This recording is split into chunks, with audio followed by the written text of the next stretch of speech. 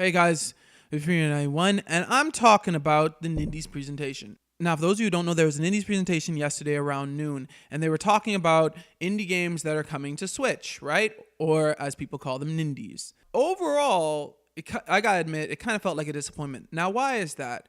Well, long story short, it felt like we got the leftovers. Now, what do I mean by that? Well, you guys remember about I think a week ago or 2 weeks ago when Gamescom was on, we had another Nindies presentation where they showed all these indie games that are coming to Switch. And it was actually pretty good, as far as I remember. And then we hear that there's another Nindies Direct, and it's like, what? We just had one, basically. And what happened was the Direct yesterday was very short, only about 15 minutes. And it just felt like we got what was left over. Yes, it had a couple of interesting games, such as the Goose Game, where you go around trying to annoy people as a goose.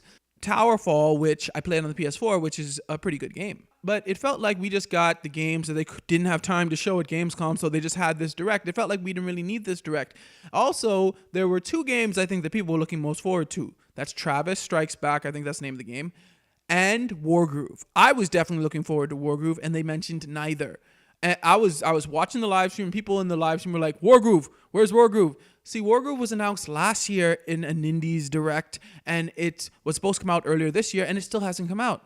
So people are looking for this game, I think mostly because this game is basically Advance Wars in medieval times. And for those of you who don't remember Advance Wars, I played it before on the Game Boy Advance, and it is very nice. Advance Wars is basically a tactical game where you have like your armies, and it is a pretty fun game. And I think that's why a lot of people are looking forward to Wargroove, because it brings them back to that like Advance Wars days. So I really don't get why this Direct was necessary. A lot of the games, like I said, just felt like leftovers, like stuff that they couldn't or didn't have time for at Gamescom. And it was just a disappointment all around. It just didn't make much sense in my book. And to add insult to injury, they didn't seem to talk about the games that people were actually looking forward to. So I just think this Direct was a disappointment. I just think Nintendo maybe should have just announced these. They didn't have to have a Direct for it. Maybe just announce these games are coming.